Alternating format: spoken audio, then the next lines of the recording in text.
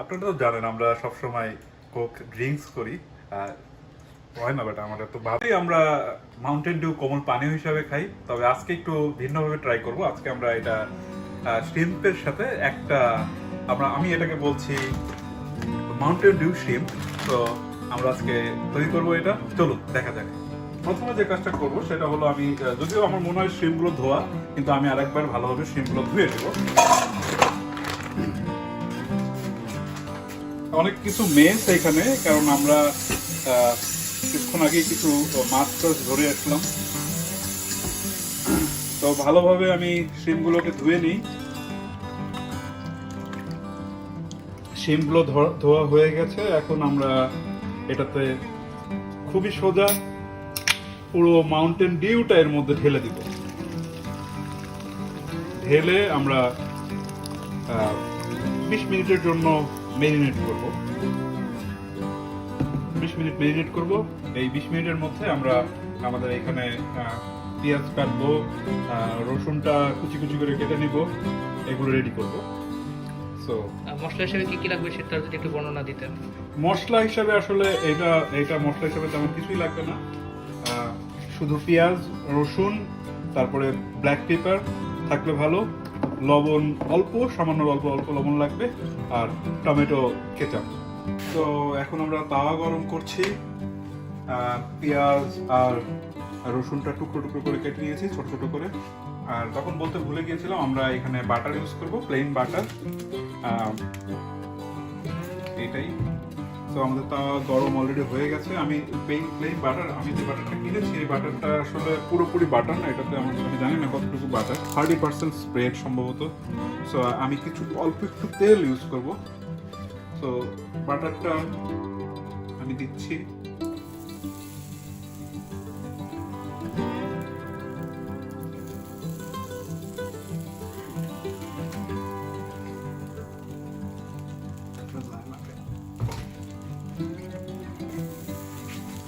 Medium হিটে আমি বাটারটাকে গলিয়ে নিব, একটু তেল দিব সামান্য পরিমাণে। আগে বলেছি তেল। এই বাটারটাতে আসলে পুরোটা বাটার না, 30%-এর মতো বাটার, আর বাকি কি আমি জানি না। বাটারের নামটা কি যদি না জানি বলে দিয়ে নতুন কিনবে কি বলতে দিই। বাটার যে কোনো বাটার হলেই হবে, আসলে যে কোনো প্লেন বাটার হলেই হবে।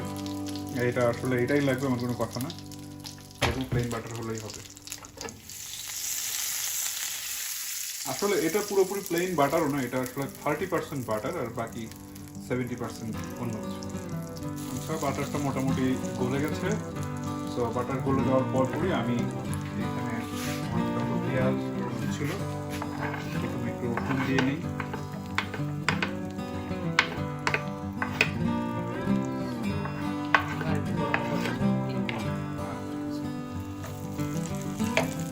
বললাম না, এটা তো তেল অনেক কম তেল,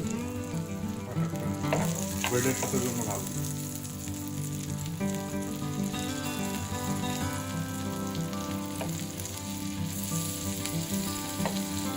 তো এর মধ্যে আমি রসুন আর পেঁয়াজগুলো দিয়ে দিব এবং সতে করে নিব।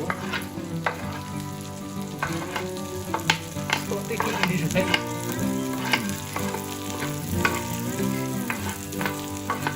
মানে হলো নরম নরম করে ভেজে নেব।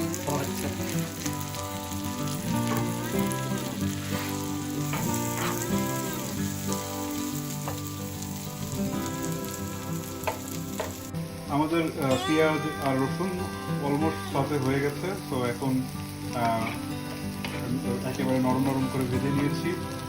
তো এখন আমরা এর মধ্যে চিংড়িগুলো দিয়ে দেবো।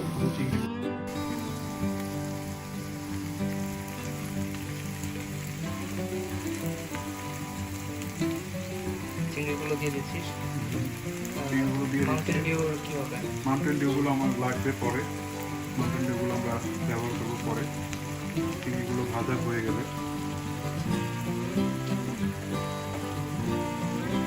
তো মাউন্টেন ডিউগুলো আমি রেখে দিচ্ছি। তো যে কাজটা আমি এখন করবো, সবগুলো চিংড়ি দিয়েছি। তো চিংড়িগুলো আমি 5 মিনিট এই পাশে ভাজবো, 5 মিনিট আবার উল্টো পাশে ভাজবো। তো আমরা ফিরে আসছি। 5 মিনিট পর। আর মাউন্টেন ডিউটা পরে, রাইট? মাউন্টেন ডিউগুলো আমি রেখে দিয়েছি এখানে, তো মাউন্টেন ডিউটা আমি পরে ব্যবহার করব। চিংড়িগুলো উল্টে দিচ্ছি, তো চিংড়ি উল্টে দিয়ে আরও 5 মিনিট আমি ভেজে নেব।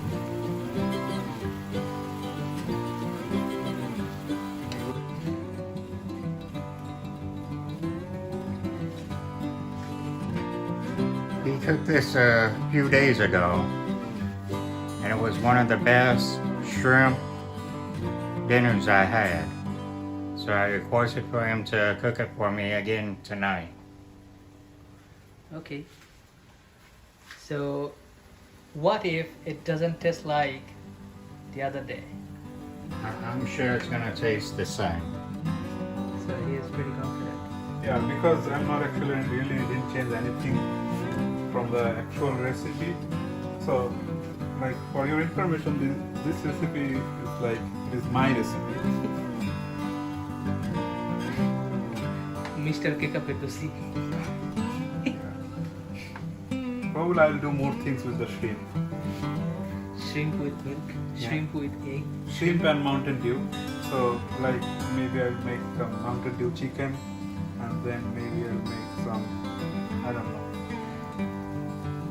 whatever you can make. Noodle shrimp, we already eat that, right? By Ketchup to see. Do you have any plan to make vodka shrimp? Yeah, or maybe one day. Or maybe Bud Light? No, Bud Light is bad. But vodka, I think it is good.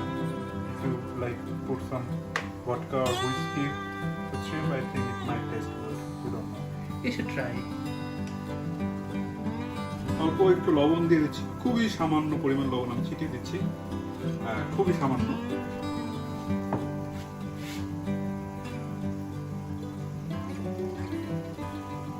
আল্লাহ জানে খাওয়া যাবে কিনা।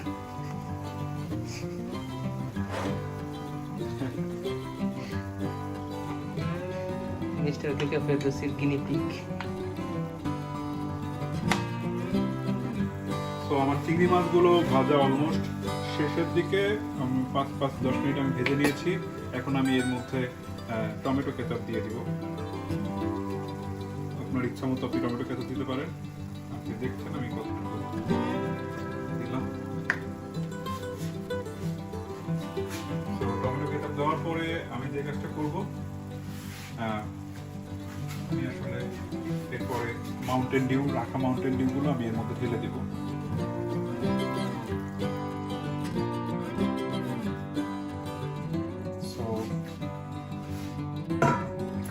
আমি হিটটা বাড়িয়ে দেব,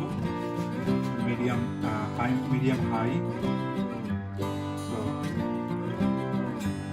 এখন আমি wait করবো এই আমাদের যে ঝোলটুকু আছে মাউন্টেন ডিউটুকু শুকানোর জন্য ওটা ওয়েট করবো। ঢেকে দেওয়ার প্রয়োজন আছে? না, ঢেকে দেওয়ার প্রয়োজন নেই। দেখ, অবশেষে আমরা খুবই স্লো, খুবই অল্প আঁচে আমরা এটাকে শুকিয়ে নিয়েছি। তো এটা দেখতে পাচ্ছেন খুবই, আপনারা চাইলে আরেকটু শুকিয়ে দিতে পারেন, আমি আরেকটু শুকিয়ে নিব ভাবছি। সো এই হয়ে গেল। আর অবশ্যই খাবার আগে আপনি আপনার ইচ্ছা মতো লবণ এবং ব্ল্যাক পেপার আপনি দিয়ে দিতে পারেন। You need more gravy or just like this is fine, or you need more dry? That's good. That's good. That's good. I want to eat it now. Yeah. Eat it now with hot. It's like gravy. মোটামুটি শেষ। এই যে দেখছেন ঝোলের অবস্থা, এইটুকু পর্যন্ত gravy রাখলেই হবে। তারপরে আমি যে কাজটা করব, আমি অল্প একটু ব্ল্যাক পেপার এর উপরে ছিটিয়ে দেব। সো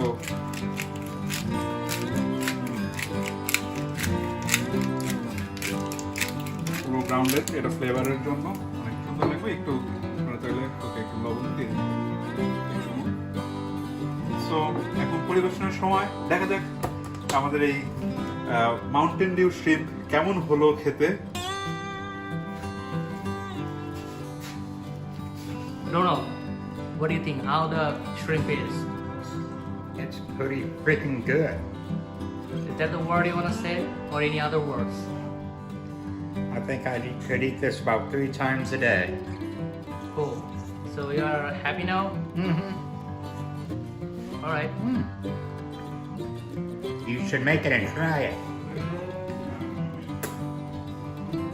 So রান্না শেষ, এখন আমি হচ্ছে এটা টেস্ট করে দেখবো এটা আসলে খাওয়ার যোগ্য কিনা। সত্যি কথা আমি চন্দ্র রেসিপির প্রতি আমার কোনো বিশ্বাস শুরুতে ছিল না, কিন্তু কালার দেখার পরে মনে হচ্ছে যে আসলে একটু খেয়ে টেস্ট করা দরকার, দেখা যাক কেমন লাগে।